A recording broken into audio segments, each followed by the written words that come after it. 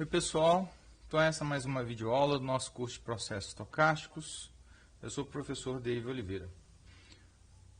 Hoje a gente vai falar um pouquinho sobre cadeias de Markov, é a nossa primeira aula associada a cadeias de Markov, e a gente vai trabalhar com este modelo, né, que serve para a gente mimetizar processos estocásticos.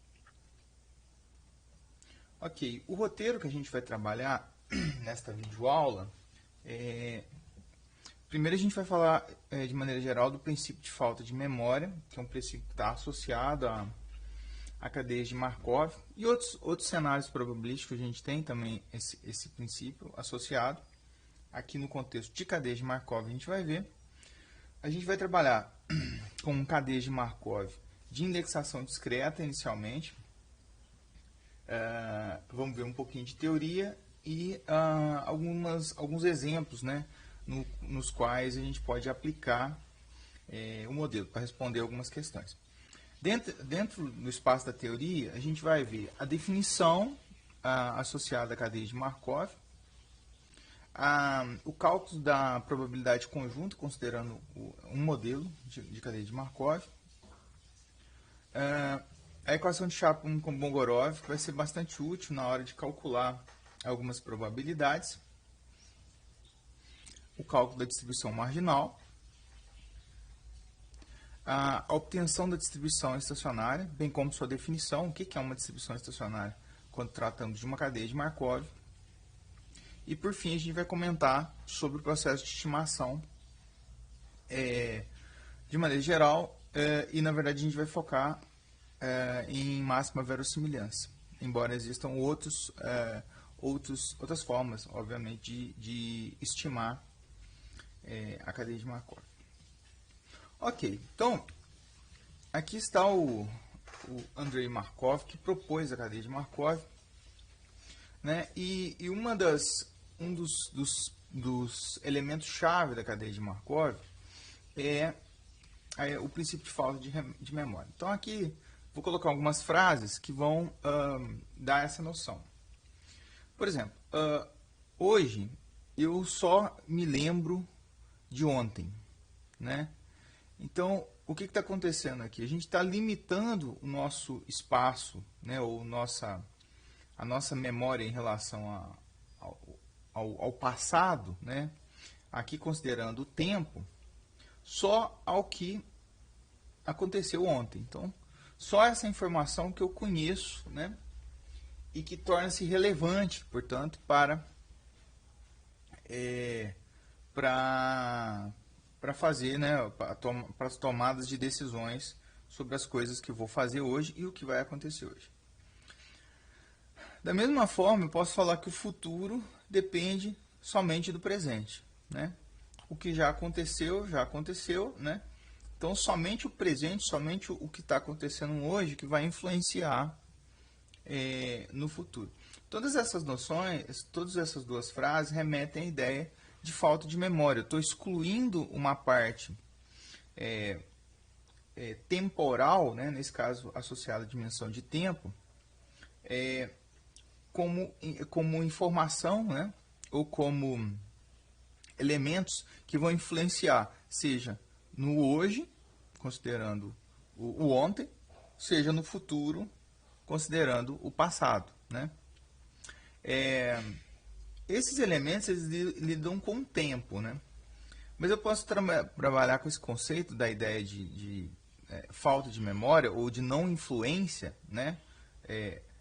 Seja do ontem no hoje, ou seja do presente no futuro. Eu posso trabalhar com esses elementos considerando a ideia de espaços geográficos, né? Ou uma dimensão espacial. Nesse caso pode ser 1D ou pode ser 2D. Então, por exemplo, o próximo passo depende só de onde eu estou. Suponha que você está caminhando, né? Sempre para onde você vai, sempre vai depender exclusivamente de onde você está, né? Todos os passos que foram dados, todos os caminhos que foram traçados até então, não vão mais influenciar no próximo passo.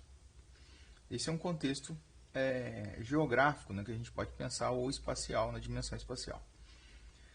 Ou seja, todos os passos que você deu anteriores aonde você está, eles não vão influenciar mais no próximo passo, no sentido que não vão determinar ou não vão informar sobre a probabilidade para onde você vai. Bem, o passado ele pode ser relativo, eu posso trabalhar com o passado, né, considerando aqui o presente, que é uma posição onde eu estou, né? Eu posso considerar que o passado seja uma semana, né, dessa posição temporal que a gente está assumindo. Mas pode ser um mês, que é uma janela um pouco maior, pode ser um ano, e assim por diante. Ou seja, quando eu determino o passado, automaticamente eu tenho uma noção aí de o quanto do passado, né, eu estou considerando para fazer a eliminação, né, da memória, né, para não ter a memória armazenada, né, ou fixada.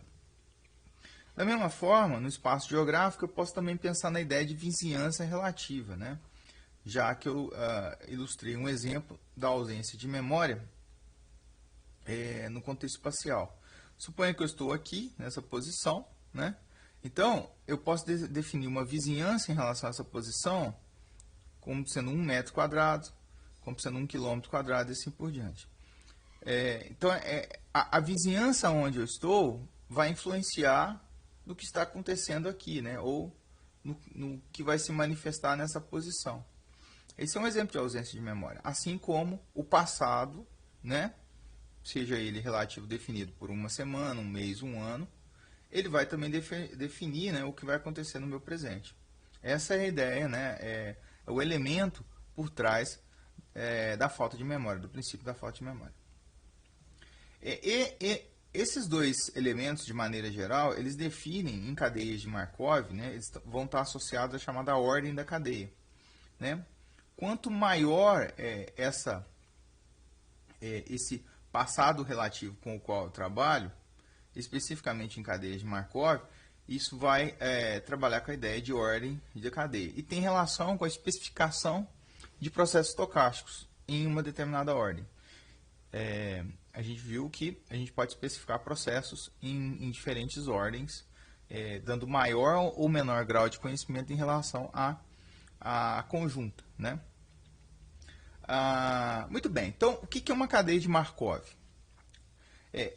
Basicamente, a cadeia de Markov, ela eu estou trabalhando aqui com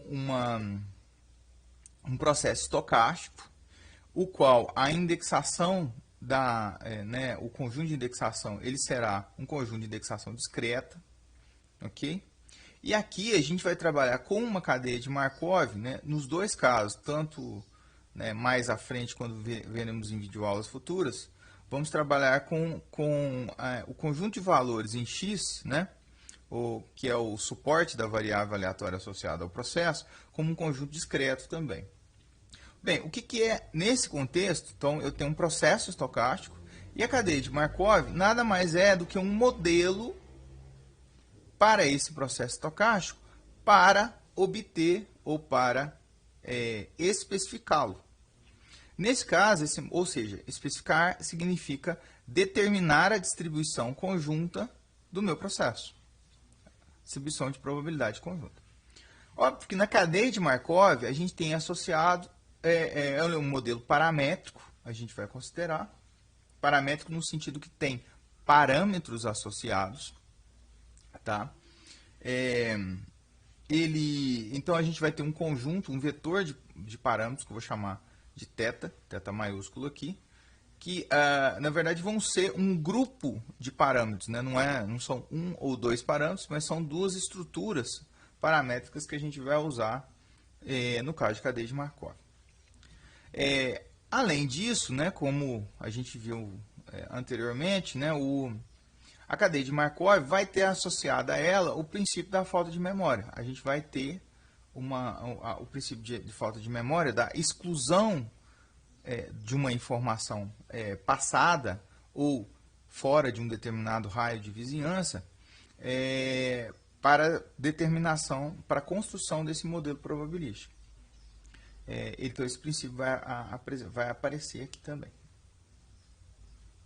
Ok, vamos então ilustrar aqui. Ó. Vamos supor um cenário onde eu tenho o meu processo com um conjunto de indexação. Como eu disse, o conjunto é um conjunto de indexação discreta. E aqui eu estou enumerando as posições ao longo dos índices. Né? São valores naturais, obviamente, né? Sobre os naturais. Estou começando. Então, a primeira, o índice 1, 2, 3. Aqui eu estou especificando alguns índices por conta de um interesse, né? Esses índices depois eu vou comentar, mas eu tenho uma sequência basicamente que vai de 1 até I. 1, 2, 3, 4, 5, até I menos 2, I menos 1, até eu chegar em I. E esses são pontos intermediários no meu espaço de indexação. Como a gente viu, quando a gente trabalha com um processo estocástico, a gente tem associado a cada processo uma variável aleatória. Então, eu vou ter x1, x2, x3 e assim por diante até o nosso xi. Ok, então, eu vou me concentrar numa probabilidade específica, que é a seguinte. Eu vou propor essa probabilidade, que é a probabilidade do meu xi, dado todos os outros x's, né? Todos os outros x, ou todo o restante das variáveis que estão presentes no meu processo. Aqui, então, a gente vai considerar que é o presente, né? Na nossa referência, alusão à falta de memória. Então, é a observação que a gente considera como estando no presente aqui. E todo esse pedaço aqui, destacado em vermelho, são as variáveis que contemplam todo o passado, se a gente considerar a dimensão da indexação como sendo temporal. Pois bem, então, o que vai acontecer? Eu vou dizer que... eu vou definir aqui uma cadeia de ordem R, tá? Então, na cadeia de ordem R, o que ela vai dizer? Ela vai dizer o seguinte, olha, só R observações passadas vão ser importantes, né? Vão influenciar na distribuição de probabilidade sobre o presente. Então, o que eu estou fazendo é exatamente isso. Eu estou dizendo que, olha, a probabilidade de x, dado, né, que é o presente, dado todo o passado, todas as observações anteriores, ela é exatamente igual à probabilidade de x dado somente as observações restritas, né, que eu estou chamando de passado restrito, destacado em verde. Então, eu estou limitando só a R observações que vão influenciar na minha variável xi. Todas essas variáveis aqui, elas não vão influenciar no presente, uma vez que eu conheça todas essas, né? Conheça informações sobre todas essas em verde. Afirmar essa igualdade significa o seguinte, que eu estou assumindo que o presente, né, ou a variável xi, dado, né, condicional, né, condicionada aos valores do meu passado restrito, o qual eu defini aqui, que são todas essas variáveis em verde, e as variáveis em destaque em azul aqui, ó, que seria todo o restante do passado, exceto o passado restrito, dizer que elas são independentes. Então, essas variáveis aqui, ó, essa variável, na verdade, e todas essas são independentes. O que significa? Se eu conheço o passado restrito, todas essas variáveis aqui são inúteis para ganhar informação sobre a distribuição de probabilidade do meu xi. Nesse caso, quando a gente especifica dessa forma, a gente tem uma cadeia chamada cadeia de ordem R. Tá? A ordem da cadeia é de uma ordem R geral. Eu posso reaplicar o mesmo conceito para uma cadeia com R igual a 1. Né? Um processo, na verdade, onde o R é igual a 1. Fazendo isso, o que vai acontecer? Eu vou ter a mesma ideia, eu vou ter o meu presente condicionado ao meu passado, da mesma forma, Só que ao invés de olhar todas as observações anteriores, né, ou melhor, as R observações anteriores, eu vou estar restrito somente a uma observação. Então, eu vou considerar somente a anterior aqui. Eu vou dizer que eu vou assumir que a probabilidade de xi, dado todo o passado, se eu conheço, aliás, conheci todo o passado, todas essas observações aqui, ó, que vão de xi menos 2 até x1, que são essas aqui, ó, que estão dentro do espaço vermelho, elas são irrelevantes para determinação da distribuição de xi, uma vez que eu conheça o xi menos 1. Ou seja, uma vez que eu conheço o meu passado restrito. Nesse caso, eu tenho uma determinação de uma regra, né, ou de uma igualdade, uma relação aqui, onde a cadeia associada vai ser de ordem 1. De maneira análoga, né, à nossa definição anterior, nesse tipo de situação, eu vou assumir que xi, dado xi menos 1, e todas as observações do passado, à exclusão do xi menos 1, elas são independentes. Ou seja, se eu conheço o valor de xi menos 1, não importa, né, nenhuma dessas variáveis aqui, ó, saber os valores dela não vai influenciar nada na distribuição de xi. Ok, então, vamos considerar né, o processo, né, como a gente está trabalhando, indexação discreta e o suporte da variável discreta. Seria um processo de classificação discreta. A cadeia, na verdade, ela pode ter duas formas, né? As duas formas são uma forma que a gente chama de estacionária e uma forma que a gente chama de não estacionária, que tem relação com estacionariedade forte e fraca, né? ou estacionariedades, né? As propriedades de estacionariedades vistas em aulas anteriores, sobre processos de maneira geral. Então, quando eu digo que a cadeia é estacionária, o que eu estou assumindo? Estou dizendo, no caso específico de uma cadeia de ordem 1, tá? A gente está trabalhando aqui com a cadeia de ordem 1. Xi dado xi menos 1, ele é constante para todo i pertencente à indexação. Significa que essa probabilidade aqui, ó, independente do seu i, ela vai ficar inalterada. Ou melhor, essa distribuição de probabilidade, independente do i, vai ficar inalterada ao longo do tempo. Numa cadeia que é chamada não estacionária, a gente tem que essa distribuição de probabilidade ela não permanece constante, né? Veja, eu estou falando da distribuição de probabilidade permanecer constante e não os valores que vão, obviamente, ser gerados por essa distribuição. A gente vai trabalhar só com esse primeiro caso aqui, de cadeias estacionárias. É muito importante ressaltar que toda vez que a gente vai trabalhar com algum tipo de conjunto de dados, é importante checar a adequação de aplicar modelos estacionários para esses conjuntos de dados.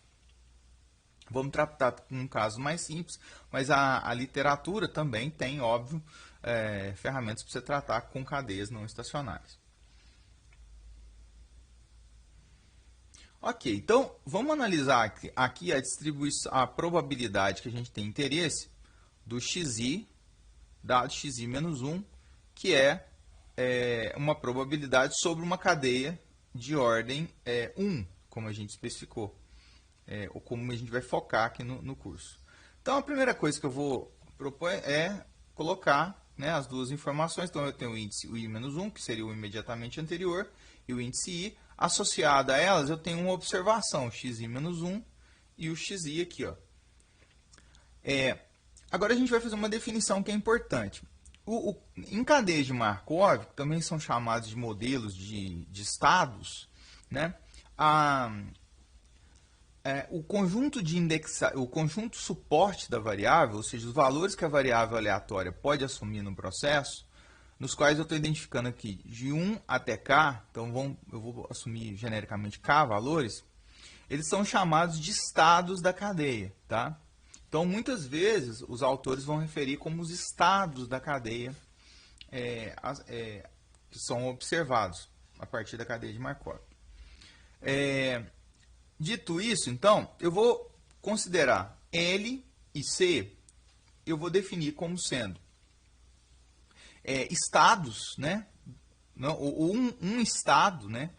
Ou seja, um elemento que está dentro desse conjunto aqui, de 1 até K, tanto L quanto C. O que significa isso?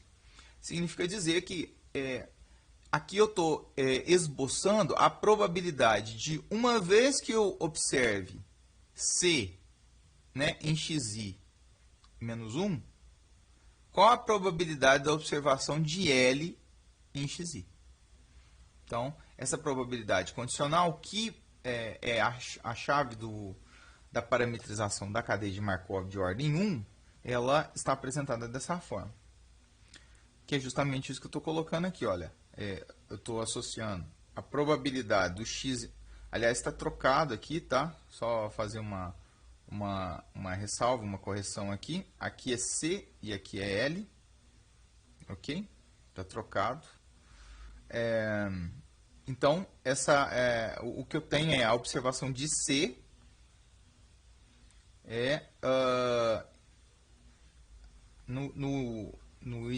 na indexação anterior.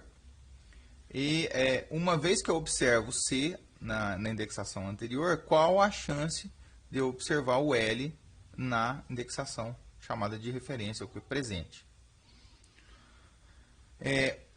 Então, eu tenho aqui o que a gente chama de uma transição. Só para ressaltar, está trocado, tá? De C para L. C para L. Eu tenho a chamada transição entre estados. Eu estou mudando, né, o fenômeno, né, ele está mudando de um estado C para um estado L. A ideia de transição aparece muito em estados, que eu estou migrando de um estado para outro. Ou aparece muito quando eu estou trabalhando com cadeia de Markov. A ideia de transição, né, a expressão transição entre os estados. Tanto que, como essa probabilidade aqui a gente vai considerar que é constante, né, em termos de I, ou seja, ela vai ser inalterada à medida que eu mude a indexação aqui, eu preciso só ficar preocupado de qual a transição entre os estados que eu estou tendo. Nesse caso, eu estou tendo a transição do estado C para o estado L. Então, isso, eu vou condensar, na verdade, essa informação, se eu considero que I é constante, aliás, que a distribuição é constante independente do I, eu preciso só saber de qual a transição que eu estou fazendo. Portanto, essa probabilidade ela vai ser armazenada numa estrutura matricial. Lembre-se que o L e o C são valores que estão contidos aqui no suporte da variável, de 1 até K. Então, essa matriz, ela vai armazenar, né, a matriz na posição LC, ela vai armazenar justamente essa probabilidade de, uma vez que eu observe em xi menos 1C, qual a probabilidade de observar L em xi. Essa matriz será uma matriz K por K, tá? E é uma matriz que armazena as probabilidades de transição entre os estados. Então, ele vai ter todas essas distribuições condicionais informadas aqui. Bem, os parâmetros da cadeia, eles vão ser compostos por duas informações. O primeiro, e talvez mais importante, é a matriz de transição, tá? Aquela matriz que a gente definiu anteriormente, então ela é um dos parâmetros associados à cadeia. Muitas vezes é o único que a gente tem mais interesse de maneira mais forte mesmo, né? E um segundo parâmetro, que para cálculos, para efeito de cálculos, que é a distribuição inicial, tá? Que a gente chama aqui de P1. Por que é inicial? Porque vai ser a distribuição de probabilidades sobre o tempo 1. Uma vez que estabelecemos condicionais, precisamos definir essa probabilidade, principalmente para o efeito de cálculo de marginal. Onde o A, como eu comentei, ele informa, a matriz A informa sobre a matriz de probabilidade de transição entre os estados, ou seja, transição de um estado C para um estado L. É importante ressaltar que, como isso aqui, como essa estrutura matricial, ela apresenta uma distribuição, três distribuições, ou melhor, algumas distribuições de probabilidade condicional, a gente vai ter uma restrição sobre ela, que uma vez que eu somo todos os elementos de uma coluna, tá? Os elementos da coluna, a soma vai ser 1, por conta de ser uma distribuição de probabilidade, que é justamente o que está informando aqui. Então, ela tem essa restrição. Em alguns autores, né, algumas ferramentas computacionais, adota-se o padrão linha, mas aqui a gente vai adotar o padrão coluna. E, como eu disse, a probabilidade inicial, né, que a gente chama aqui a probabilidade do xi assumir um estado L específico, seja o L dentro daquele conjunto do suporte, né, o conjunto de estados. É importante ressaltar que aqui eu tenho uma matriz, tá, de probabilidades, e aqui eu tenho um vetor de probabilidades, porque aqui eu não tenho a condicional, então eu só tenho a distribuição sobre os K valores possíveis aqui associados ao meu xi, né, que são os valores dos estados possíveis. Assim, a restrição aqui nesse caso é que se eu somar todos os elementos desse vetor, né, a princípio vetor coluna que a gente considera, a soma vai ser 1, porque também é uma distribuição de probabilidade sobre o momento inicial. Ok, vamos trabalhar com um exemplo para a gente tentar materializar um pouco esses conceitos que a gente viu, principalmente sobre os parâmetros. Um exemplo tradicional é o exemplo sobre o clima, né, que é muito apresentado. Para estudar a dinâmica do clima de uma determinada região, uma cidade, enfim, um ambiente qualquer. Então, a ideia aqui é o seguinte, aqui eu tenho um processo, tá? E a minha variável xi associada ao processo, ela vai informar sobre a condição do clima no dia i. Então, o meu processo é discreto, porque eu estou usando dias. A indexação é primeiro dia, segundo dia, terceiro dia, quarto dia. E a condição do clima. Bem, o que é a condição do clima? A gente vai sumarizar essa condição do clima em estados. Tá? Esses estados a gente vai discretizar como sendo sol, nublado ou chuva. Poderia discretizar em outros estados? Sim, eu poderia utilizar uma discretização, né, aqui uma forma de representar o clima mais detalhada, né, ou simplesmente sol e chuva, né, mas a gente vai adotar esse modelo aqui. Então, nesse sentido, esses aqui vão ser os estados da minha cadeia. Então, naturalmente, eu tenho um processo que é discreto nos valores da variável, discreto na indexação. Aqui eu estou colocando a estrutura paramétrica de uma cadeia hipotética para esse cenário desse processo. Então, primeiro, a distribuição inicial ela informa sobre a probabilidade no momento inicial, tá, da cadeia, né, ou da variável aleatória x1 assumir um dos três estados, ou de chover no primeiro dia, ou de ficar nublado no primeiro dia, ou de fazer sol no primeiro dia, de chover né, no primeiro dia, ou de ficar nublado no primeiro dia. Veja que cada uma dessas probabilidades estão associadas a cada um desses estados, sempre na ordem. A primeira probabilidade, né, o primeiro valor de probabilidade está associado ao primeiro estado, a segunda probabilidade ao segundo estado e a terceira probabilidade ao terceiro estado. Além disso, né, aqui eu tenho as distribuições condicionais sobre cada estado. Então, qual que é a interpretação aqui? Ó? Uma vez que eu observo um dia de sol no dia anterior, a probabilidade de sol no dia atual, né, no dia i, vai ser de 60%. A probabilidade de nublado no dia i vai ser de 30%. E a probabilidade de chuva vai ser de 10%.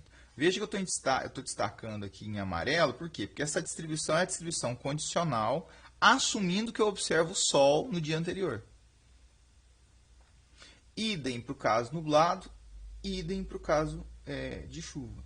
Então, estão em destaque aqui, né, o cinza e o azul, justamente para informar as distribuições condicionais, dado que eu observo ou sol no dia anterior, ou nublado no dia anterior, ou chuva. Aqui eu faço um destaque para um item específico, né? O A32, o que ele significa? Né? Terceira linha, segunda coluna. Se ontem estava nublado, nublado por conta do 2, tá? Que é o C. A probabilidade de chuva, que é o 3, é de 20%. Só para destacar o valor aqui. Ok. Então, aqui a matriz A de transição, existe uma forma de representar a matriz A de transição através de grafos. Tá? O grafo é uma estrutura que a gente chama de vértices, né? Que são esses nós, né? Essas bolinhas aqui, ó, que tem setas que ligam esses vértices, ou os nós. Então, esses vértices, eles informam sobre a dinâmica de mudança dos estados. Então, eu posso estar no estado 1 e posso ir para o estado 3, ou posso ir para o estado 2 e assim por diante. Em cada uma das arestas, né, ou das setas aqui, estão descritas, estão associados os valores de probabilidade dessa transição, que é justamente a forma de representar a matriz de transição. Para ficar mais claro, cada uma das condicionais, elas estão relacionadas à saída, a probabilidade de saída de um determinado estado, aqui no grafo. Então, por exemplo, no caso de Sol, né, que seria o nosso 1, a probabilidade dele permanecer, que aqui eu tenho a probabilidade de permanência, né, no dia seguinte do Sol, é 60%, está relacionada aqui. A probabilidade de migrar para o estado 2, que seria um dia nublado, né, no dia subsequente, é 30%, está aqui na distribuição condicional. E a probabilidade de migrar para o estado 3 seria 10% aqui. Ó. Ok? Muito bem. Eu posso, então, calcular, vamos formular aqui, né, segundo essa estrutura paramétrica, eu posso calcular a probabilidade conjunta de observar nos 4 primeiros dias. Eu estou propondo aqui no primeiro dia sol, no segundo nublado, no terceiro nublado e no quarto um dia de chuva. Tá? Então tem uma sequência de dias observados e eu quero calcular, dado uma cadeia de Markov, a probabilidade dessa observação, né? Dessa sequência de dias. Então, na prática, o que eu quero fazer é isso aqui, ó, é essa probabilidade conjunta das variáveis x1 ser igual a 1, porque é Sol, está associado ao Sol, x2 ser igual a nublado, porque o 2 está associado ao nublado, x3 ser igual a 2 também, que é nublado, que é o terceiro, e o x4 ser igual a 3, que é a chuva. Então, nesses 4 dias, eu tenho essa observação desses climas sequencialmente, né? Os climas na forma como a gente estabeleceu como estado. Ok, então, um primeiro passo é o seguinte, olha, como eu tenho uma distribuição conjunta aqui, né, uma distribuição conjunta, eu posso aplicar regrinha de probabilidade. Então, se a gente lembrar, P de AB é igual a P de A dado B vezes P de B. É exatamente essa propriedade que eu estou aplicando, só que eu estou isolando o x4. Então, eu estou dizendo que a probabilidade conjunta aqui é igual à probabilidade do x4, seria o meu A, remeter, vezes, condicionada a x3 igual a 2, x2 igual a 2, x1 igual a 1, todas as outras, vezes, né, que seria o P de A dado B, vezes P de B, e aí todas as variáveis aqui expressas na segunda expressão de probabilidade. x3 igual a 2, x2 igual a 2, x1 igual a 1. A conjunta dos três aqui. Ok. Mas considere o seguinte, quando a gente trabalha com a cadeia de Markov, a gente tem a independência, ou seja, uma vez que eu conheço aqui o meu passado imediato, eu posso jogar fora todo, né, o passado restrito, eu posso jogar fora todos os outros valores. Eu não preciso deles. Então, eu corto todos esses aqui por conta de independência em relação a x4. Então, eu vou ter que a nova probabilidade será a probabilidade x4 igual a 3, dado x3 igual a 2 somente, vezes essa probabilidade aqui. Ó. Essa probabilidade eu posso reaplicar o mesmo conceito de probabilidade conjunta. Então, P de A, B é igual a P de A dado B vezes P de B. Mesma coisa. Então, eu vou isolar o x3, probabilidade de x3 igual a 2, dado x2 igual a 2, x1 igual a 1, vezes a probabilidade de x2 igual a 2, x1 igual a 1. Aplicando regra de probabilidade. Aqui, de novo, eu posso aplicar o mesmo conceito por conta de se tratar de uma cadeia de Markov. Eu posso excluir o x1 aqui, porque eu conheço já o x2. E uma vez que eu conheço o x2, x1 não influencia em x3. Então, eu posso eliminar ele aqui. Então, é o que eu fiz. Então, você exclui o x1. A mesma coisa eu posso aplicar na última conjunta. No caso, seria x2 igual a 2 dado x1 igual a 1, vezes a probabilidade de x1. Então, eu reaplico a mesma ideia aqui. Aqui, né, eu não preciso cortar nada, porque eu já tenho, né, imediatamente a última variável. Então, aqui eu tenho uma sequência de probabilidades que, segundo o nosso parâmetro lá, que a gente determinou, que a gente viu, né, por definição, eles são informados na matriz de transição. Então, por exemplo, todos esses valores de probabilidade referem-se a transições. Aqui do estado 2 para o estado 3, aqui do estado 2 para o estado 2, aqui do estado 1 para o estado 2 e aqui do estado 1. Aliás, a ordem é o contrário do que eu falei, né? Porque aqui a gente tem o x4 e aqui o x1. Então, eu começo no estado 1, depois eu tenho uma transição do estado 1 para o estado 2, depois eu tenho uma transição do estado 2 para o estado 2, né? Permanece, e depois eu tenho uma transição do estado 2 para o estado 3. Todas essas probabilidades estão informadas na matriz de transição. Então, aqui, ó, aqui A, 2, 3. Por que 2, 3? 2, 3. A transição de 2 para 3. Aqui, ó. E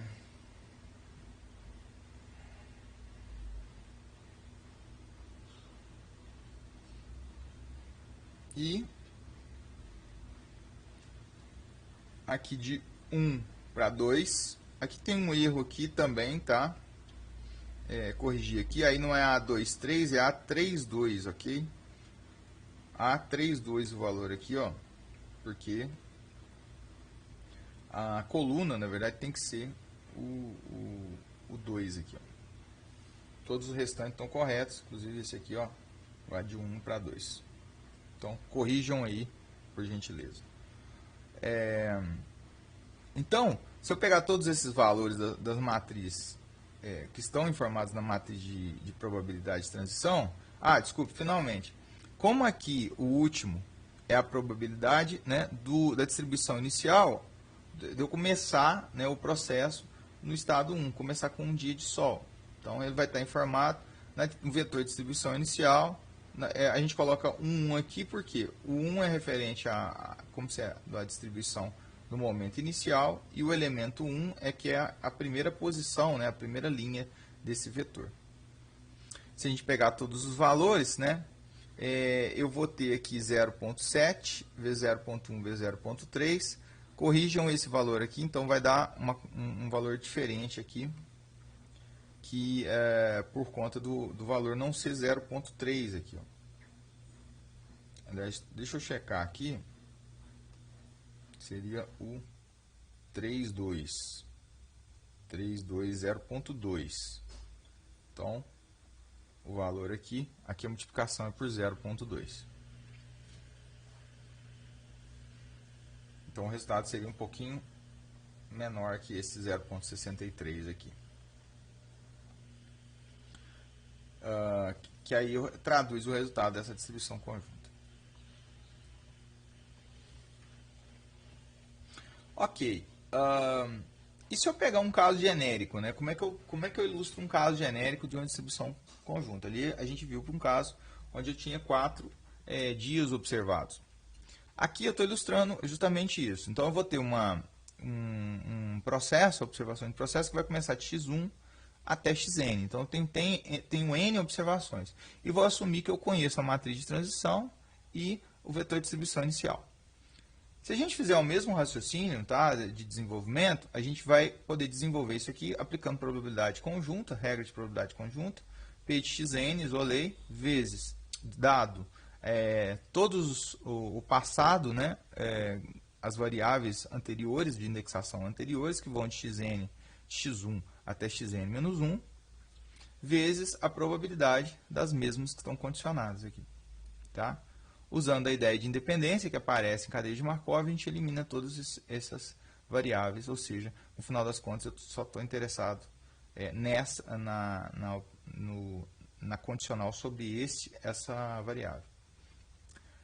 Então, eu faço isso, corto aqui, reaplico a mesma ideia no segundo termo, tá? Aplicação de propriedade de probabilidade conjunta, isolando o xn menos 1, condicionando a todas as anteriores, né, ou todas as variáveis aleatórias anteriores, vezes a p de xn menos 2, né, todas que estão condicionadas, inclusas aqui. Ó. De novo, eu reaplico a ideia de que eu tenho independência, né, por um princípio de falta de memória, né, em uma cadeia de Markov. Então, eu só preciso da xn menos 2 aqui. Todas essas aqui saem por conta de independência condicional. E aqui eu estou justamente ilustrando isso, tirei elas e reaplico no xn, na conjunta de xn menos 2 até o x1, né, a conjunta de todas essas variáveis aleatórias aqui, aplicando probabilidade condicional de novo, né, ou melhor, a regra de probabilidade conjunta, escrita como condicional, vezes a probabilidade sobre os valores que a gente está condicionando, né, sobre a variável aleatória que a gente está condicionando. Aplico o mesmo processo. Então, eu estou iterando o mesmo processo.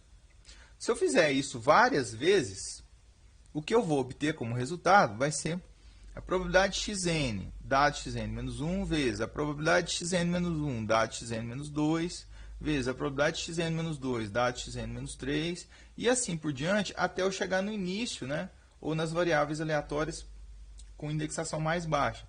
x2 dado x1, vezes a probabilidade de x1. Essa expressão ela pode ser descrita como sendo a probabilidade do x1, que a gente isola aqui, vezes o produtório do xi dado xi menos 1, né, que é essa forma geral que está aparecendo aqui em todas essas expressões, com o nosso i variando de 2 até n. Quando a gente faz começando de 2, ele vai sempre começar desse termo aqui, né? E à medida que o meu índice for crescendo, eu estou andando para cá, né? Eu estou pegando o segundo termo, né? A segunda probabilidade, a terceira probabilidade, até finalmente acabar no último termo aqui desse produtório. Se a gente colocar em termos matriciais, né? Usando a parametrização da cadeia, a matriz A, então a gente vai ter a probabilidade de L1 1, né? Esse índice 1 aqui, ele está referente à distribuição inicial, e esse LI aqui é o estado observado no primeiro momento da cadeia, vezes o produtório do termo da, né, matricial ALI LI-1, onde LI-1 é o estado observado no tempo I-1, ou na indexação I-1, e o LI é o estado observado na indexação I, no momento I. Dessa forma, a expressão fica construída aqui de maneira geral para o cálculo de uma conjunta, né, de uma observação ou de uma função amostra obtida da cadeia, usando a cadeia como modelo. Ok. Uma outra ideia importante, que vai ser uma ferramenta bem útil na hora de calcular algumas probabilidades, vai ser a equação de Chapman-Kolmogorov. Então, o que ela diz? Ela diz o seguinte: vamos supor que eu tenho aqui duas posições no tempo. Uma que é I, que eu estou considerando aqui como sendo a referência do presente, e eu tenho uma posição que fica H posições, né, dessa posição I. Se a gente considerar o tempo, né, podemos dizer que seriam H dias, né, ou H unidades de tempo no passado em correferência a I. Então, perceba que aqui, ó, no meio, eu não tenho mais aquela ideia de que é uma posição só, são H posições aqui que eu estou saltando. E eu tenho conhecimento de observações sobre o xi menos h, tá? Que eu estou considerando aqui, formalizando como sendo igual a c, e o xi como sendo igual a l. Então, na prática é o seguinte, eu tenho uma janela temporal aqui, ó, entre dois tempos específicos que eu estou interessado em calcular alguma probabilidade sobre eles. Essa janela temporal no meio, a gente vai dizer que a gente não sabe, a gente não conhece. A gente desconhece o que aconteceu aqui. Então, com isso, a gente vai propor uma equação de probabilidade condicional que envolva as duas. Vou estar interessado em calcular, né, ou mensurar, ou esboçar a probabilidade do xi assumir L, ou seja, que seja no presente, dado que o x menos h é igual a c, ou seja, um delay, né, temporal ou de indexação, mas eu não conheço nada aqui no meio. Ó. Não tenho nenhuma observação conhecida aqui no meio. Então, isso pode ser descrito através dessa probabilidade. Ela é muito parecida com a probabilidade que a gente viu anteriormente, que define a cadeia de Markov, né? Só que a diferença é a seguinte, ó, agora eu estou condicionando a I menos H, a observação de I menos H, né? Ou condicionando a essa variável aleatória xi menos H. Uma coisa importante é o seguinte, que pode ser, que remete a uma pergunta. Pela definição de Markov, aparentemente a gente pode pensar que essa variável aqui, ela não influencia nessa, né? Ou essas duas variáveis não são dependentes, segundo o princípio de Markov. Isso não é verdade, por quê? Porque se eu conhecesse esse intervalo aqui entre as duas observações, eu poderia dizer isso. Mas como esse intervalo é desconhecido, aí sim eu tenho que esta variável ela influencia em xi, ou seja, elas são dependentes, uma vez que eu desconheço esse intervalo das duas. Essa equação de probabilidade aqui, então, a gente tem interesse em calcular ela. Vamos considerar um caso simples, onde esse h é igual a 2, né? Quando o h, veja que na cadeia que a gente definiu, a gente tem que o h é igual a 1, que seria um delay de 1. Agora eu estou considerando o h igual a 2 aqui, desconhecendo a observação intermediária, que estaria ali no centro ali. Bem, essa probabilidade que a gente propôs condicional, a gente vai desenvolver ela. A primeira coisa que a gente pode fazer é aplicar um teorema da probabilidade total, tá? Para incluir a variável intermediária aqui, ó. Veja que eu estou saltando aqui de I menos 2 para I.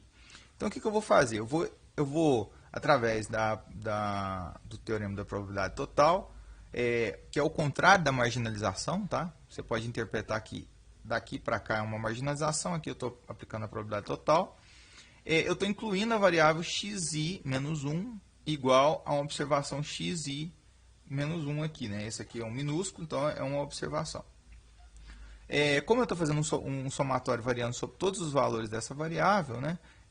Então eu tenho, consequentemente, a igualdade dessas duas expressões. Agora vamos olhar aqui dentro. Essa probabilidade aqui eu posso desenvolver um pouco mais usando os conceitos de Markov.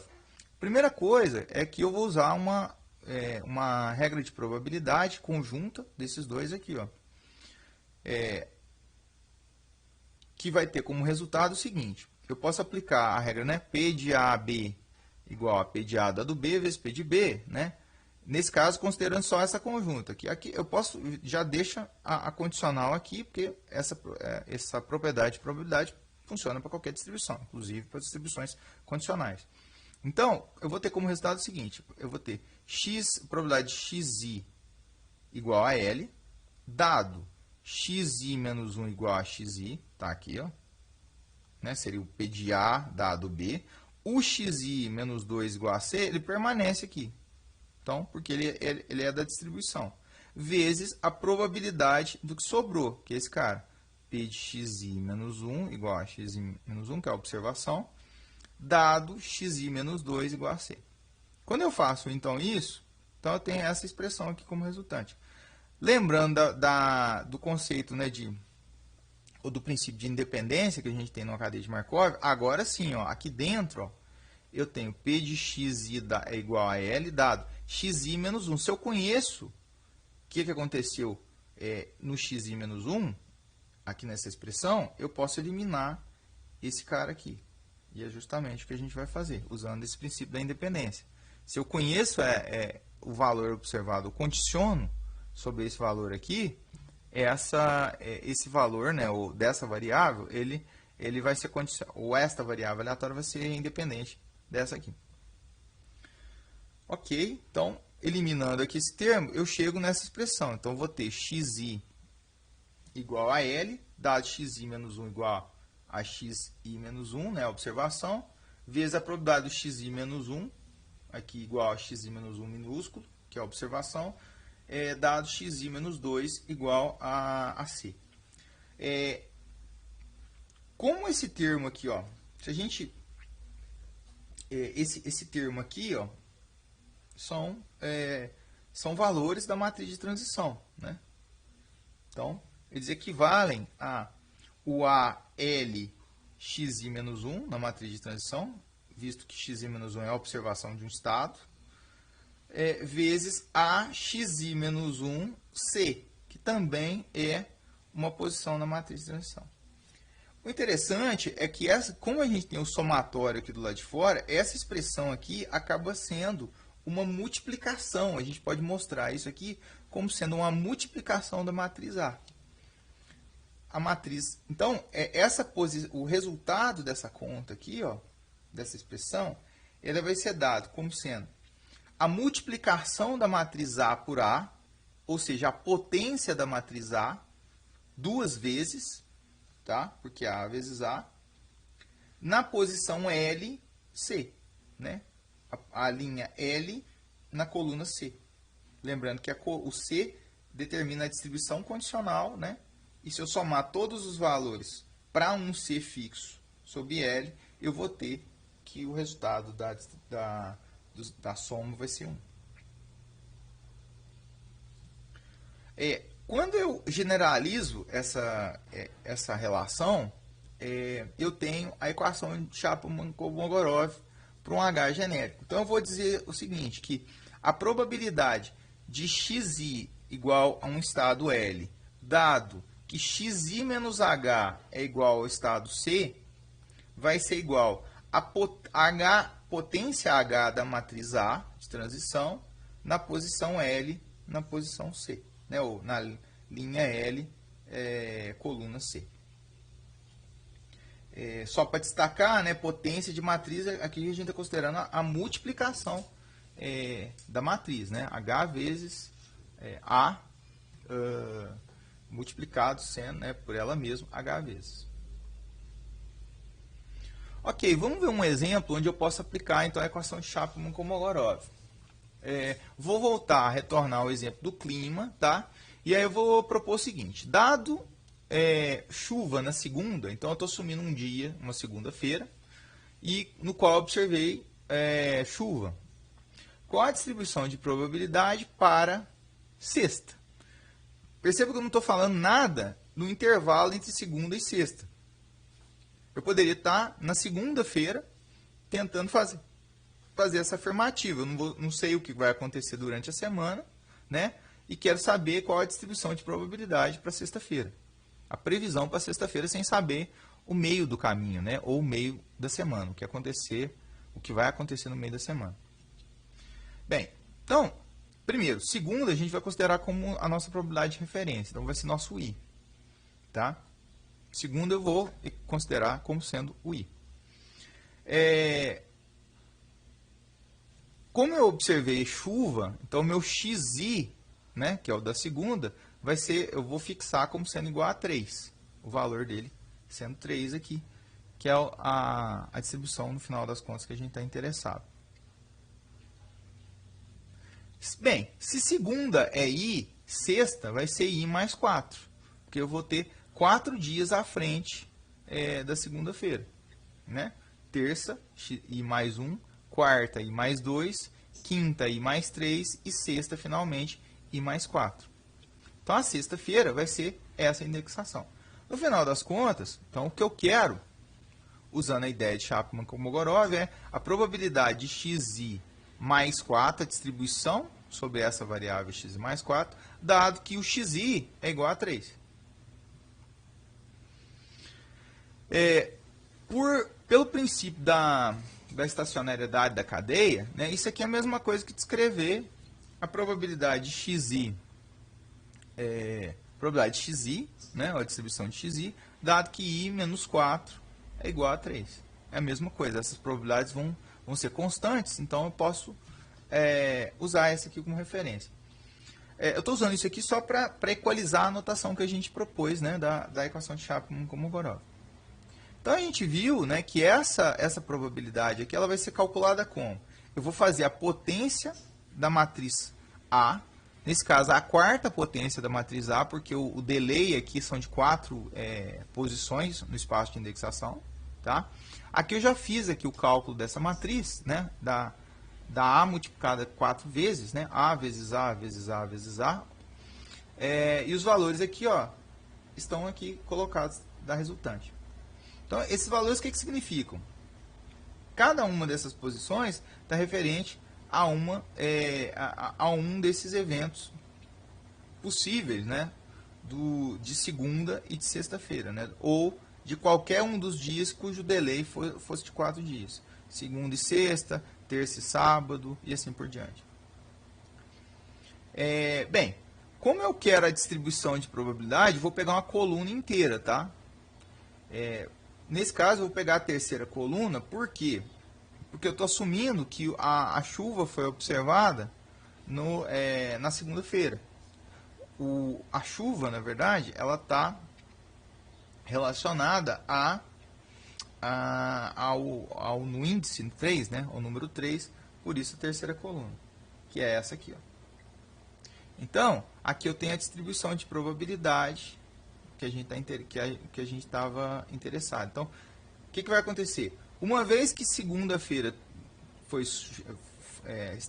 observado chuva, a probabilidade de sol na sexta vai ser em torno de 25%, 25,64% aqui. Dos dias nublados, 0,4872 e chuva 0,2564. Ok. Agora vamos falar um pouquinho da distribuição marginal. Como que a gente pode obter a marginal sobre qualquer I do meu processo, tá? Só como notação, a marginal aqui a gente vai estender a notação lá que a gente usou para a distribuição inicial. No caso, a distribuição inicial lá a gente usava o 1, né? Para informar que era o primeiro momento, o I igual a 1, indexação 1. Agora a gente vai generalizar, a gente vai usar um I geral aqui, que é para qualquer momento. Outra informação importante é o seguinte, que aqui eu tenho um vetor, tá? De novo, né? É um vetor similar ao da distribuição inicial. A única diferença é que ele vai informar sobre a distribuição marginal, sobre um determinado I, sobre uma indexação, né, de um valor I qualquer. Ok, como é que eu vou obter a distribuição marginal? Agora a gente vai usar um pouquinho do resultado da Chapman-Kolmogorov. Primeira coisa é o seguinte, eu vou incluir aqui, né, por facilidade aqui, eu vou incluir o meu x1 na minha distribuição marginal proposta aqui. Então, eu tenho a probabilidade de xi igual a L aqui, ó. Se eu usar do princípio da probabilidade total, eu posso, eu sei que tem uma igualdade entre essa expressão Então, eu tenho a distribuição conjunta de xi igual a L, vírgula, x1 igual a x1 aqui, que nesse caso é o valor observado. Tá? Então, é essa conjunta aqui, lembrando que daqui para cá é a probabilidade total, daqui para cá é a marginalização, similar a marginalizar, né? E aqui que a gente vai utilizar a equação de Chapman-Kolmogorov. Uma vez que eu estou fazendo o somatório aqui de 1 até k, né? Então, eu tenho aqui a probabilidade total. Aí eu vou desenvolver essa expressão conjunta aqui, ó. Eu vou aplicar propriedade de probabilidade conjunta e vou informar que eu vou descrever essa probabilidade conjunta como sendo a probabilidade de xi igual a L, dado x1 igual a x1, vezes a probabilidade de x1. Então, uma regra simples de probabilidade aqui dentro desse somatório. Agora, olha só que interessante. Esse cara aqui, ó, essa expressão, a gente acabou de descrever ela na equação de Chapman-Kolmogorov. É como se eu tivesse eu tenho posição I, né? Eu observei a posição, condicionei a posição 1, né? Ou a variável de indexação 1, e eu tenho um delay aqui, né, dos dois, onde nesse meio termo, né, ou nesse meio tempo, eu não conheço o que aconteceu entre um e outro. Essa aqui é exatamente a descrição da equação de Chapman-Kolmogorov. A gente sabe que, usando a equação de Chapman-Kolmogorov, que essa probabilidade equivale a potência, a enésima potência, tá, de A. Nesse caso aqui, também é uma outra correção, tá? Como a gente está trabalhando com I aqui, não é enésima, tá? É iésima potência de A, tá? Então, esse índice aqui não é N, é I, vezes a probabilidade, a distribuição inicial sobre o valor xi. Aqui, ó. Então, isso aqui, né, como isso aqui está em um somatório, essa expressão aqui acaba sendo descrita como sendo a multiplicação da iésima potência da matriz A. Ressalto aqui de novo que a correção que aqui não é N, é I, tá? Porque a gente está calculando a marginal sobre I. Se fosse N aqui, ó, poderia ser, aí seria N, então I, vezes a distribuição inicial. Então, essa operação é uma operação matricial. Você vai pegar a potência, a iésima potência de A, vezes o vetor de distribuição inicial. Pegando desse vetor resultante, que é um vetor, né, eu vou pegar o elemento L dele, porque eu estou fixando aqui no estado L. Eu quero a probabilidade da marginal, né, no estado L. Que vai ser descrito aqui como sendo PI, que é a marginal, né, a notação, no estado L. Vamos ilustrar isso num exemplo, né, para ficar claro. Então, qual a distribuição de probabilidade para daqui a uma semana? Né? Então, eu quero saber a distribuição marginal para daqui a uma semana, uma vez que eu considere um dia inicial de referência. Então, para daqui a uma semana, a gente está supondo, né, um conjunto de dias que eu quero a probabilidade sobre x7, tá? Que a gente vai colocar como notação como sendo P7 aqui, a distribuição marginal. Eu quero saber, daqui 7 dias, qual é a probabilidade de sol, de chuva e de ocorrer um dia nublado. A gente viu ali, por construção, que basta eu calcular a potência, a sétima potência de A, da matriz de transição, vezes o vetor de distribuição inicial. Que é justamente isso aqui, ó. Então, eu vou pegar a matriz de transição, está aqui informado, vezes o vetor de distribuição inicial. Aqui eu vou calcular a sétima potência dele. Quando eu calculo a sétima potência, o valor observado é esse aqui, ó. Então, 0,25, 66, 0,49, 0,24 e assim por diante. Multiplicando essa matriz por esse vetor, eu vou obter como resultado esse vetor aqui, ó. Né? Multiplicação matricial mesmo. Esse é o resultante.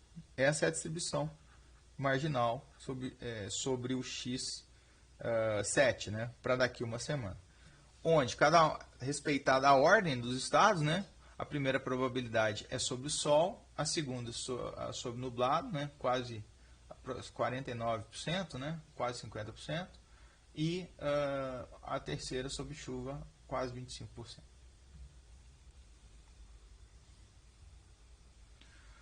Ok. Então, vamos falar um pouquinho do conceito da distribuição estacionária.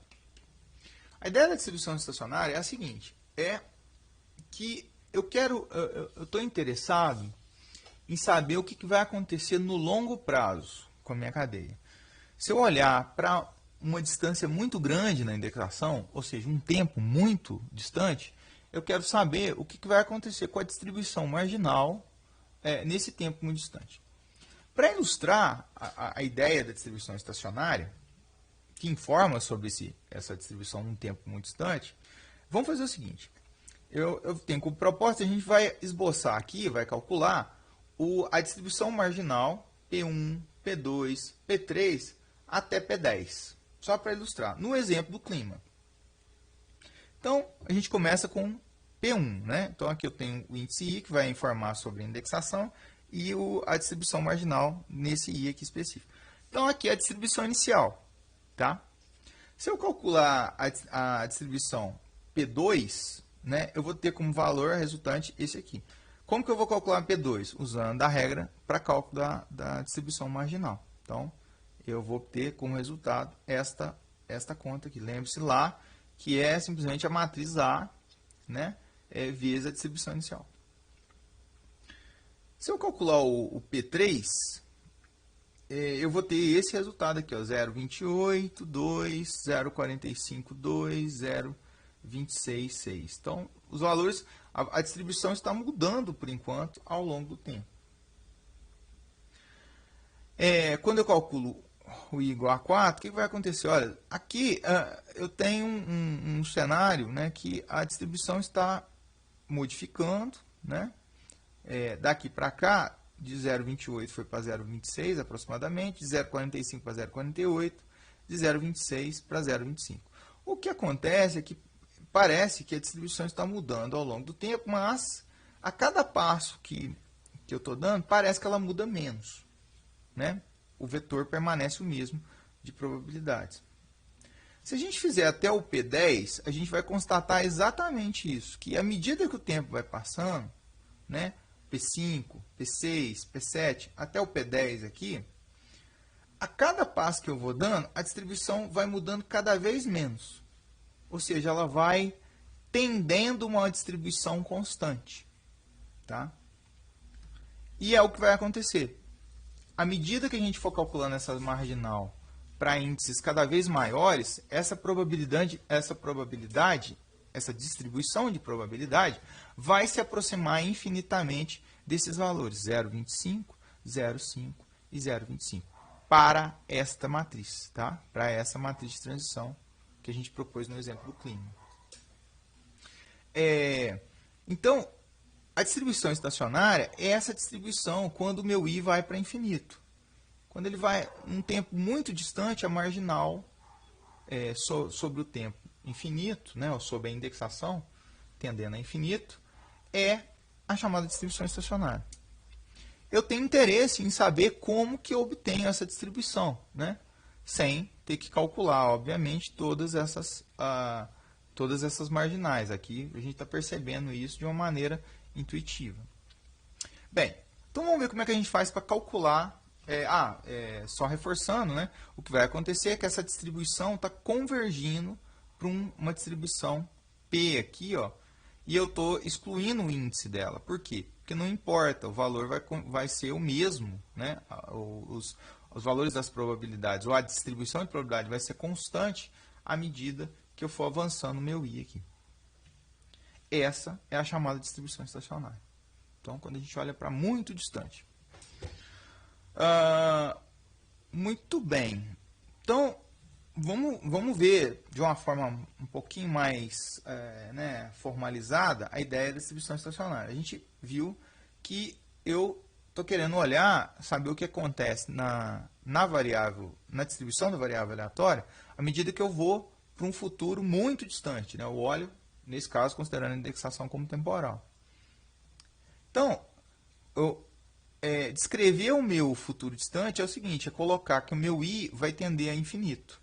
Quando o meu i tende a infinito, eu quero saber o que vai acontecer com essa probabilidade. Probabilidade do xi. Essa distribuição de probabilidade. Porque é ela que vai informar a distribuição estacionária. Bem, na verdade, o que vai acontecer é que eu vou ter um limite para essa distribuição. E é isso que eu vou calcular. Eu vou calcular o limite desta probabilidade, ou dessa distribuição, quando o meu i tende a infinito. Então, essa é a forma, né, mais... a formalização da distribuição estacionária. Justamente isso. A gente vai chamar essa distribuição estacionária do P sem nenhum tipo de índice. Por quê? Porque ela é uma distribuição que independe do seu I. Ela não vai depender do seu I. Para cada cadeia de Markov, uma vez que ela tem essa distribuição existente, a gente vai chamar ela de P. Bem, vamos ver como é que a gente obtém agora a distribuição estacionária. Tá? Aliás, antes disso, né, temos duas perguntas para formular sobre distribuições estacionárias em cadeia de Markov. A primeira é sobre a existência dela. Uma distribuição estacionária para uma cadeia, ela vai existir, ou seja, essa distribuição constante, né, no longo prazo, ela vai existir, uma vez que a cadeia apresente uma característica chamada de regularidade. Tá? A gente não vai discutir isso não, essa propriedade, aqui nessa videoaula, mas a gente vai assumir que todos os exemplos que a gente trabalhar vão ser de cadeias regulares, pelo menos os exemplos que a gente trabalhar, exemplos hipotéticos. Na vida real, pode ser que a gente, né, se depare com cadeias que são cadeias não regulares. E aí a gente tem ferramentas para tentar driblar a não regularidade, para tentar trabalhar com ela e obter distribuição estacionária. A gente vai, como eu disse, vai trabalhar com cadeias regulares. A segunda, né, que é mais operacional, é como obter a distribuição estacionária, uma vez que eu tenho, né, a presença de regularidade nela e, portanto, a existência dessa distribuição estacionária. Para fazer isso, a gente vai usar de álgebra de matrizes, para mostrar esse resultado aqui sobre P. Ok? Então, a gente vai focar nessa etapa aqui. Então, vamos obter ela. Para fazer a obtenção da distribuição estacionária, primeira coisa, né, a gente vai formular que a distribuição estacionária denotada por P, ela vai ser igual ao limite do PI, né, da marginal PI, quando meu I tende a infinito. Agora, observe o seguinte. Como a distribuição tende a ser constante, quando está indo para infinito, uma propriedade que eu vou ter é o seguinte. Se ela tende a ser constante, eu vou ter que a probabilidade marginal do I vai ser igual à probabilidade marginal do I mais 1. Se essa distribuição está indo para uma distribuição constante. Então, automaticamente, sob estacionariedade, né, ou sob a existência da estacionariedade, essa condição aqui é atendida. Ok, mas como é que eu obtenho essas probabilidades? Eu posso descrever esse cara aqui, ó, de uma outra forma. Eu posso dizer que a probabilidade marginal de xi vai ser igual a matriz A vezes a marginal de xi, né, que está dada por PI. Essa aqui, essa relação de igualdade entre o PI mais 1 e o A vezes o PI, ela pode ser demonstrada por uma variante da Chapman-Kolmogorov. Tá? A gente não vai ilustrar aqui, eu vou deixar como exercício, mas essa probabilidade igual a essa aqui, ó, é uma variante da Chapman-Kolmogorov, onde a gente viu a demonstração da Chapman, da equação de Chapman-Kolmogorov, você pode usar para fazer a demonstração desse resultado. Ok, então, perceba que eu tenho a marginal de xi e aqui a marginal de xi também. para mais de uma, né, ou para com um fator aqui de multiplicação por A. Se eu estou assumindo que essa distribuição é constante, né, ou no futuro distante, né, ou no I limitado e infinito, ela é constante, eu posso reduzir, né, em termos de notação, que eu tenho que a distribuição marginal é a distribuição que garante que essa igualdade seja válida, né, que a distribuição estacionária é igual a vezes a distribuição estacionária. Então, essa expressão aqui. Muito bem. Então, vamos manipular agora essa expressão, que é a partir dela que a gente vai isolar a distribuição estacionária. Como eu dito, aqui, né, eu tenho que P, a distribuição estacionária, é igual a vezes P.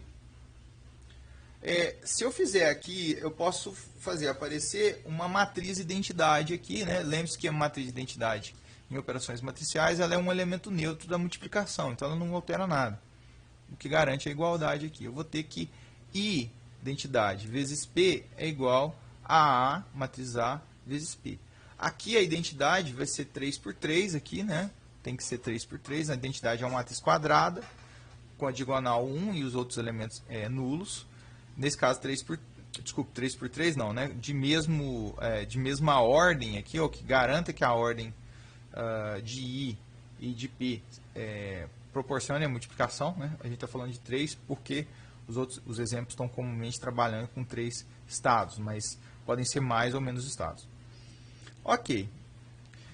Eu posso pegar o resultado dessa multiplicação e passar aqui para a esquerda, né, da igualdade, com sinal negativo, naturalmente, e eu tenho essa equação formulada. Então, o IP menos o AP vai ser igual a o vetor nulo, né? Nesse caso aqui, um vetor nulo. Aqui eu posso colocar em evidência o meu vetor de distribuição estacionária, considerando a álgebra de matrizes. Tem que tomar cuidado que colocar em evidência aqui sempre obedecendo a ordem de multiplicação, porque a multiplicação de matrizes não é uma operação comutativa. Eu não posso trocar a ordem dos operandos dela. Então, garantindo a ordem aqui de operação, eu posso ilustrar, né, colocando em evidência o vetor P, eu posso mostrar que essa subtração aqui é a mesma coisa aqui. O I menos A vezes P igual ao vetor nulo. Eu conheço a matriz de identidade, vou conhecer a matriz de transição que a gente está trabalhando. O que está desconhecido aqui, incógnito, né? E naturalmente aqui eu tenho um vetor nulo. O que está incógnito aqui é a distribuição estacionária. Então isso aqui acaba se reduzindo a um vetor linear em P, um sistema linear na distribuição estacionária, né? Ou nas probabilidades sobre a distribuição estacionária, que tem um porém, tá? Esse sistema, se a gente for resolver, o ideal seria resolvê-lo e obter a distribuição estacionária. Mas a gente vai constatar que ele é indeterminado, ou seja, ele não resolve com solução única essa distribuição aqui. Para resolver esse problema, contornar esse problema, para tornar com que esse sistema seja determinado com uma solução única, o que a gente faz? A gente adiciona uma restrição ao nosso sistema. Então, a gente vai usar a mesma restrição associada a nossa construção aqui, né, do I menos A, né, da identidade menos a matriz de transição.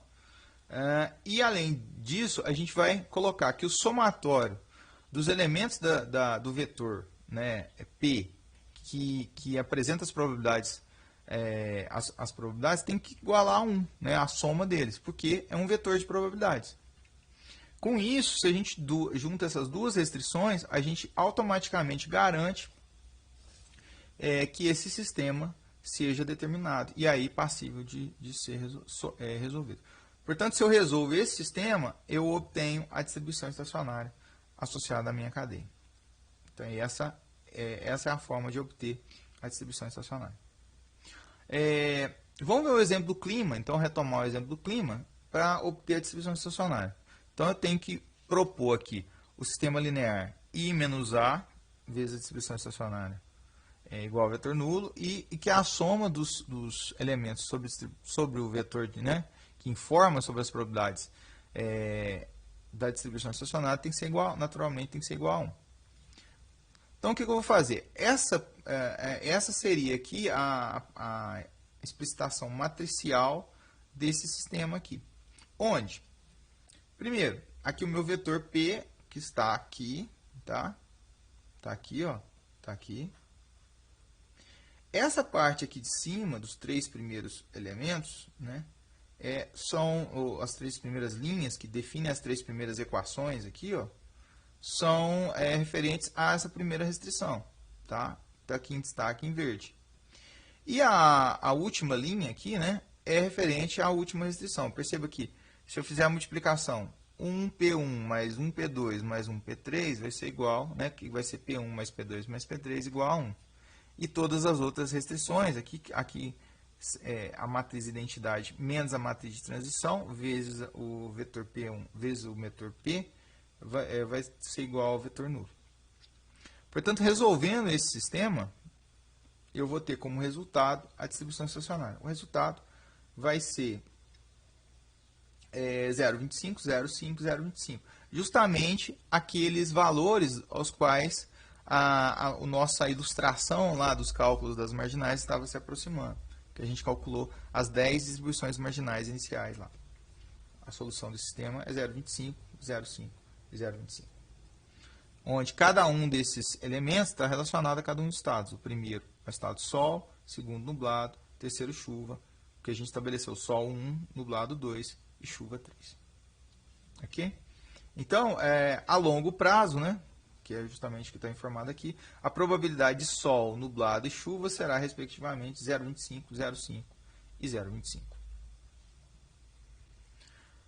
Ok, fazer um breve comentário a respeito do processo de estimação. Existem vários métodos de estimação que a gente pode trabalhar com cadeia de Markov.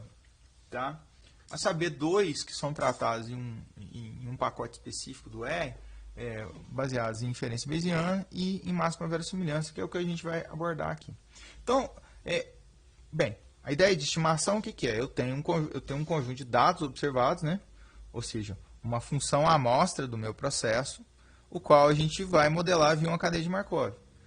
Então, a ideia é obter qual a estimativa, né? A estimativa dos parâmetros associados à minha cadeia. Nesse caso aqui, eu estou colocando os dois que a gente citou, que seria a distribuição inicial e a matriz de transição A, embora o mais importante aqui é a matriz A. Tá? A distribuição inicial só em alguns casos mais específicos que a gente vai conseguir estimar com uma certa... vai conseguir estimar de uma maneira apropriada. Bem, como eu disse, o método que a gente vai abordar aqui é a máxima verossimilhança. No método da máxima verossimilhança, o que a gente tem, então, é uma função amostra da cadeia, né? Ou seja, tem observações dos estados. Se a gente retomar o exemplo do clima, uma sequência de observações de dias, né? De climas diários observados. A partir dela, a gente vai construir a função de verossimilhança. A função de verossimilhança ela vai ser uma função dos parâmetros, dado as observações da função amostra, tá? E naturalmente sobre a função de verossimilhança a gente vai obter o ponto que em θ, né, o ponto no espaço paramétrico θ, que maximiza essa função, chamada aqui de θ chapéu, que é justamente o estimador. Para trabalhar com o estimador de máxima verossimilhança, né, para fazer a maximização dessa função, eu posso ter duas situações. Um caso onde o estimador fechado, que é chamado método analítico, né? A gente só desenvolve uma expressão fechada a partir da função de verossimilhança, utilizando naturalmente cálculo, né? Derivadas, técnicas de cálculo para fazer a otimização, né? Ou a maximização dessa função. E em alguns casos, onde essa função é muito complicada de se obter uma forma fechada, na verdade, a gente usa métodos numéricos que são baseados são métodos computacionais, né? Baseados, ou seja, em algoritmos para obter esse ponto de máximo. A gente vai trabalhar, no caso da cadeia de Markov, no caso de máxima verossimilhança, a gente vai ter uma forma fechada aqui. Então, a gente vai trabalhar com método analítico. Pois bem, então, como é que é o estimador de θ para a matriz? O estimador de P1, como eu disse, só em alguns casos muito específicos que a gente vai conseguir estimar ele adequadamente. Né? No caso específico aqui situações onde eu tenho réplicas da função amostra. Então, eu tenho repetições da função amostra. Né? Se eu tenho uma amostragem de 10 dias, eu tenho repetições de amostragens de 10 dias, de sequências de 10 dias, nos quais eu possa utilizar para fazer apropriadamente a estimação sobre o P1. Na maioria das vezes a gente vai considerar esse valor fixo, tá? Esse valor não vai ser estimado. E a matriz de transição, eu preciso estimar os valores da matriz de transição. Os valores da matriz de transição são probabilidades condicionais, tá? Nesse caso, probabilidades condicionais da transição de um estado C para um estado L ao longo da sequência de observações. Essa probabilidade condicional, na verdade, ela é a conjunta do LC, né, da observação numa indexação I-1 do C e na posterior, né, na subsequente do L, dividido pela estimativa, né, ou pelo estimador da probabilidade do I-1 igual a L. Todos esses aqui são, se a gente considerar nas observações, são eventos, ocorrências de eventos. Então, basicamente o que eu tenho que fazer é contar a ocorrência desses eventos ao longo da sequência. Quantas vezes, de maneira subsequente, eu observo CL, a sequência CL, ao longo da cadeia, subsequente, tá? Ou seja, em seguida, dividido por quantas vezes eu observei ao longo de toda a cadeia o estado C, né? O estado C. Vamos pegar um exemplo aqui simples, né? No caso do clima, retomando o exemplo do clima. Eu vou supor aqui 10 observações, tá? Ou uma função amostra aqui de x1 até x10 com as observações, né? Então, primeiro dia, chuva, chuva, x3, chuva, sol, sol, sol, chuva, chuva, nublado e chuva. Então, para fazer a estimativa, eu vou estimar um dos elementos, né? Embora é só replicar para todos os outros da matriz. Então, vamos supor que eu esteja interessado em estimar o elemento A13 da minha matriz. Então, A13 significa a migração do estado 3, que é o estado de chuva, para o estado de sol. Migração do estado 3 para o estado de sol. Então, basta eu contar quantas vezes, né, eu observei a sequência 3, 1 na sequência, na sequência de observações, dividido por quantas vezes eu tenho a ocorrência do 3, né, que seria a chuva. Se a gente verificar aqui, ó, o número de ocorrências de 3,1, né? 3,1 é chuva-sol. Chuva-sol, aqui, ó, uma vez eu tenho chuva-sol e não mais. Só uma vez só que eu observei chuva-sol. E quantas vezes eu observei chuva? Aí basta contar. 1, 2, 3, 4, 5, 6. Portanto, eu vou ter 1/6 na contagem desses eventos aqui. Para obter toda a matriz, basta eu aplicar a mesma ideia para todos os elementos da matriz. E aí eu vou obter as estimativas para cada uma delas. Vamos fazer algumas observações finais, então. Primeiro, eu tenho variantes de cadeias, tá? Então, tenho outros modelos que são baseados em cadeias de Markov. Eu vou citar alguns que são interessantes aqui. O primeiro de ordem variável, né? São cadeias que a ordem da cadeia pode mudar ao longo do contexto que ela está trabalhando. Então, são cadeias que, na verdade, elas tentam avaliar a estrutura de dependência de uma determinada posição da cadeia não somente com uma regra fixa de uma ordem fixa, mas essa ordem pode ser variável. Ela pode aumentar ou diminuir dependendo do contexto que você está trabalhando. Os HMMs também então, são uma ferramenta muito utilizada em diversas aplicações, tá? São chamadas de cadeias de Markov ocultas, né? Hidden Markov Models. Eu particularmente trabalhei muito com esse modelo durante toda a minha vida acadêmica, então quem quiser trabalhar com esse modelo, eu tenho, né, algumas coisas feitas, né, e interesse também em trabalhar. E além disso, outros modelos podem ser vistos como cadeias, que é o que vai acontecer, por exemplo, quando a gente trabalhar com sistemas de filas, mesmo o processo de Poisson também, todos eles podem ser vistos como cadeias de Markov. Segundo, só reforçando a parte de inferência, então eu tenho testes associados à cadeia de Markov.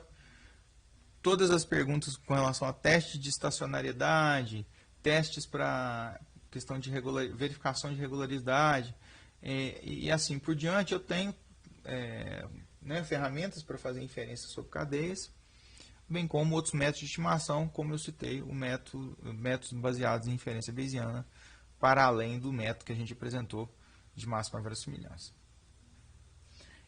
Pacotes computacionais. Tem vários pacotes computacionais.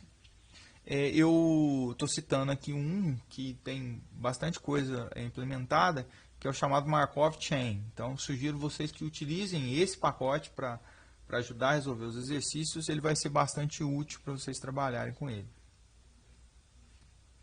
E uma aplicação aqui bem importante das cadeias de Markov é sobre um algoritmo muito famoso que é utilizado em inferência bayesiana para fazer construção de estimadores, né? Não só de estimadores, para fazer todo tipo de procedimento em inferência, que é um método de simulação chamado MCMC.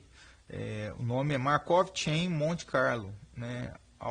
O algoritmo de Monte Carlo, de Markov Chain, né? O cadeia de Markov Monte Carlo.